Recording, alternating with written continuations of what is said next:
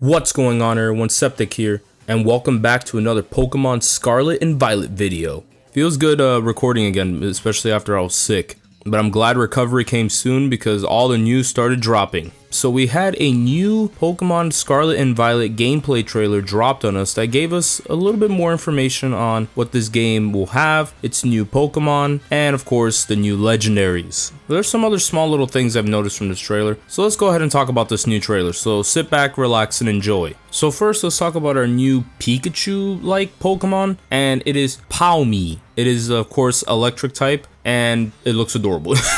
It just looks like an adorable, chubby little rodent. It looks cute. I do like the way they look and everything like that. I don't know if I'm gonna use it though. I don't think I've really been a fan of all these Pikachu-like clones except for really Morpeko. I think Morpeko is pretty cool. And usually, from what I remember, they don't really tend to be that good anyways. But in terms of like cuteness, I will say it is adorable. But I'm not too sure if I will use this Pokemon on my team. The next one we have here is Lechonk.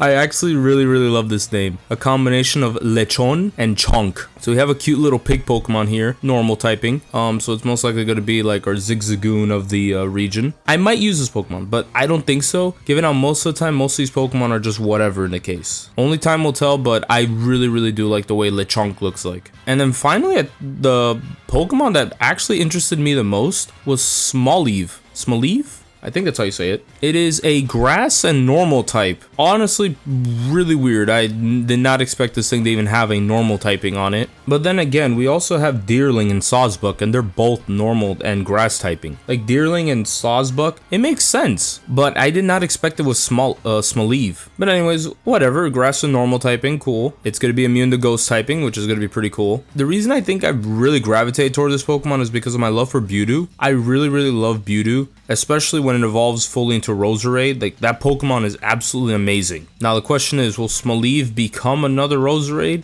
I don't know. but I really need to see these final evolutions for these new Pokemon that were shown off before I make my decision. But so far I might use Smoliv. Like, I really love the way they look. I'm gonna save the legendaries for last, so let's go ahead and move on to the new trainers that were shown off in this trailer. So first we have Nemona. She is our like rival or friend in this game. She uses a Pawmi on her team right now, so it looks like she doesn't choose any of our starters to either counter us or that we can easily defeat. But no, I do like the way Nemona looks. I do like the little green strands of hair that stick out of her. And I mean, honestly, at least compared to the other, our protagonists here, she at least looks interesting, even though she's wearing the like exact same uniform that we're going to be using. But I think if you ask me, the main highlight here of the humans is definitely the new professors. We have Sada and Turo. And bro, let me tell you, Sada, whoo boy.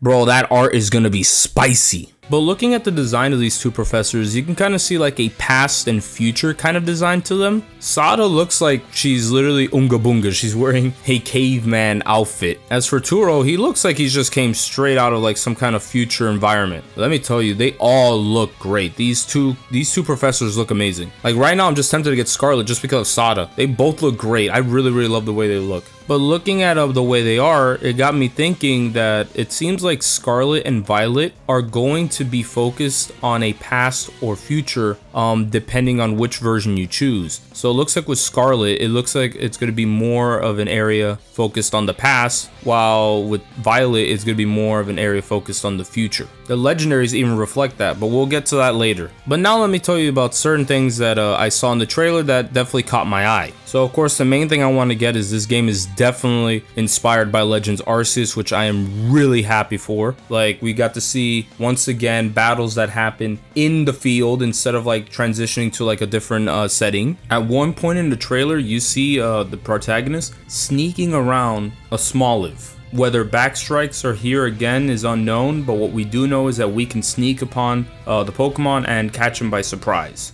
Another thing taken by Pokemon Legends Arceus was the fact that the areas, there's going to be different areas and they're all going to be like open world type sections that we can explore. I am very curious to see how open this is because Pokemon is officially advertising this as an open world RPG. Now, how open we talking about is unknown. If I recall, there were some leaks that were saying that this game is going to be like fully open, that you can pretty much go anywhere to any gym whenever you want, and you can pretty much just complete the game in any order. We'll see what happens, but we do get to see some of these environments with, of course, you know, your typical grassy area. We saw a desert area, of course, more of a rocky area, and so on and so forth. And we also got to see what seems to be like our first look at the gyms, more like stadiums, if anything. We saw one arena themed to fire, and I think the other one was either themed to ground or rock. Regardless of the case, we know that gyms will be back. I'm very curious to see how they're going to implement gyms, if you can go to any gym whenever you want, or like they're going to like power scale it. So like depending on like if you visit this gym first, it'll be like a specific level. Like all gyms would be like, say for example, like they all have level 12 Pokemon, and then say you go to that same gym they won the first time, but you go to at the end, is it going to be like level 50 Pokemon? You know what I mean? For example, I'm just throwing some random examples here because I'm very curious to see how they're going to implement that. There's also Pokemon centers randomly in these open world areas, so that's pretty cool. You know, I guess that's pretty much where we'll be getting our, you know, our healing done, and you know, our Pokeballs and whatnot. Trading is pretty cool. I think it's pretty cool that it doesn't transition to like a different screen and everything, that you can just throw your Pokeball in the air and you get to see it happen in the area that you're in, which is honestly cool. Now, hopefully the online trading system is better, like amazing, because like, bro, let me tell you, nothing has ever peaked since the RSS, I think that's what it's called, for Gen 6. Like, that was absolutely amazing when it came to connecting online with people and everything. Please add something like that. They also seem to be emphasizing group co-op, that like you could get in a group with friends and play together or something, because like that's what the trailer advertised. We got to see 4 Pokemon trainers meet up in one area, and then they go their separate ways and start catching Pokemon, which would be honestly be pretty cool, because I think that's something that a lot of fans have wanted, teaming up with their friends and capturing Pokemon. We got to get some of that with Let's Go Pikachu and Eevee, but like I think people want to do it via online. Another thing to note is that all these trainers had different variations of our uniforms. This to me is definitely the full confirmation that yes, customizable characters will be here again. Thank God, because I do not like that default trainer look. They just look too damn generic, if you ask me. But other than that, I guess the only thing I can say is that I just hope that the game's great. That's all I can pretty much say. I think I'm pretty much covered a lot of the stuff from the trailer that I can think of at the top of my head. But there's one little thing I do want to say, is I want to give a massive shout out to Game Freak, because it's about damn time. For those of you who don't really pay attention to like Pokemon like that, Venonat has been a Pokemon that has never appeared in a regional Pokedex since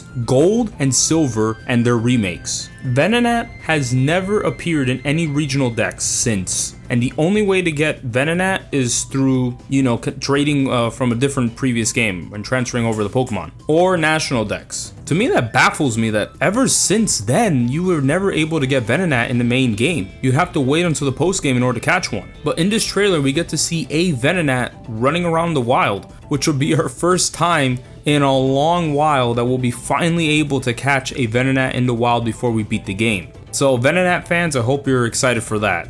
Oh yeah, there is one more thing I forgot to mention about the gameplay. There's a little segment that when you connect with your friends, like you get to see that the Pokemon follow you. Will this be the case for every single Pokemon? I hope so, because I mean, following Pokemon are really, really cool. I just like having my little Pokemon just running around following me.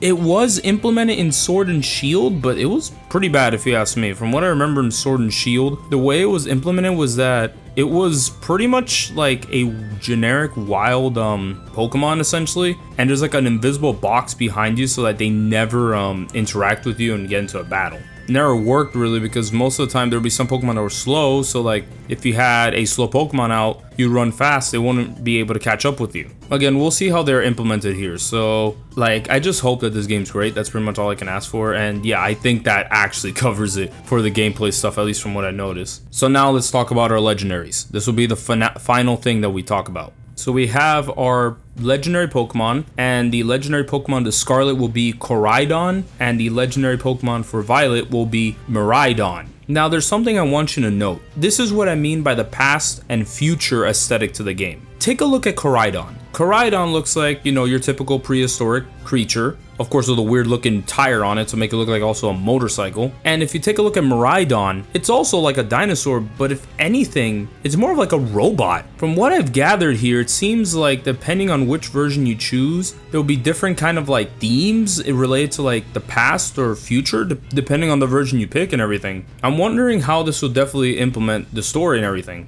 Will there be a third version of this? I'm very curious to see that one. Like, I mean, to be fair, usually the third Pokemon don't really follow the aesthetics of the others. Occasionally. They're usually very different from the others, but we'll see how the third version is. But other than that, I think that's about it for this trailer. Like, I don't think I can talk about anything else. But honestly, I was pretty impressed by this trailer. I thought it was pretty cool. But I need to see it in execution. Like, I need to actually play the game. Right now, I'm going to be leaning towards Pokemon Scarlet. But that's mainly because I am currently a Sada simp because goddamn, she's good. That's where I'm leaning towards right now. I have to see the rest of the Pokemon. As for right now, out of the new Pokemon shown off, I got a soft spot for Smoliv. I mentioned it. It reminded me of Mewtwo. This is probably going to be a Pokemon I'm definitely going to end up picking up on my first playthrough. But with that being said, what were your thoughts on this new trailer? Let me know in the comment section down below. Anyways, if you made it to the end of this video, thank you for watching. I still got a Xenoblade 3 video that I'm currently editing, and due to school and work, it's definitely taken a while. I also have another video to talk about, of course, being Sonic Frontiers, so I definitely got to work on that. And I have another video, which if you made it to this far, I'm going to give you a little hint, you know, and everything like that. Might be a little bit of a little giveaway, but, you know, stay tuned and you'll see that for yourself. But yeah, I got a lot of things I got to do and balancing pretty much work and school, so yeah, we got that going on. But anyways, thank you for watching. If you're new to the channel, please give a sub. I'm trying to reach 200 subs by the end of the year. Let's see if we can even reach that goal. Also, follow me on Twitter. I'm trying to also reach 400 followers on there by the end of this year. All the links will be down in the description below. But yeah, thank you for watching. I hope you have yourselves a fantastic day or night whenever you're watching this, and take care.